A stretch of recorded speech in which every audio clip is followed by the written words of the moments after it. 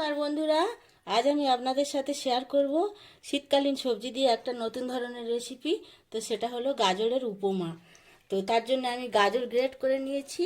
Great করা গাজর আছে, আর একটু সাদা তেল লাগবে, কাঁচা লঙ্কা কুচোনো, আদা কুচোনো, আর একটু কালো জিরে আছে, কাজু কিশমিশ আছে অল্প, আর নুন মিষ্টি আছে পরিমাণ মতো, আর লাগবে হচ্ছে ছোলার ডাল। গোটা ছোলার ডাল আছে, এটাকে আমি মিক্সচার গ্রাইন্ডারে দিয়ে আধ ভাঙা করে নেব।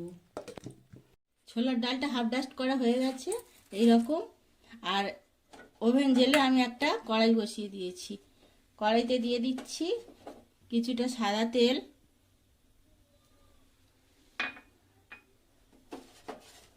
তেলের ওপর থেকে দিয়ে দিচ্ছি আমি কালো জিরে আর কোচানো কাঁচা লঙ্কা আর আদা কোচানো।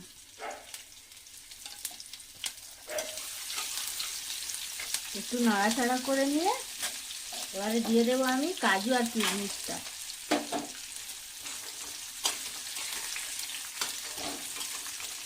এটা একটু নাড়াচাড়া করে আবার এই ছোলার ডাল ভাঙাটা দিয়ে দিচ্ছি।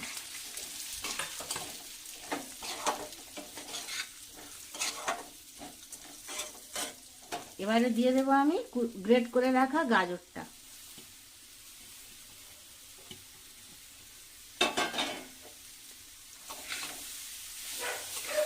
এবারে আস্তে আস্তে করে কিছুক্ষণ ধরে নাড়তে হবে এটাকে, কেননা এর থেকে যে জলটা বেরোবে সেই জলেই রান্নাটা হয়ে যাবে, আর এক্সট্রা কোনো জল দিতে লাগবে না।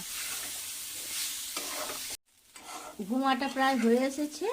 এবারে আমি দিয়ে দেবো পরিমাণ মতো নুন আর একটু মিষ্টি। এই রান্নাটা খুব বেশি মিষ্টি হয় না, একটু ঝাল ঝাল নোনতা নোনতা আর হালকা হালকা মিষ্টি হয়।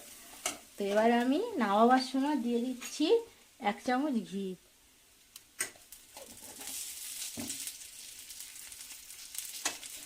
ঘিটা দিয়ে একটু নাড়াচাড়া করে নামিয়ে নিলেই হয়ে যাবে গাজরের উপমা।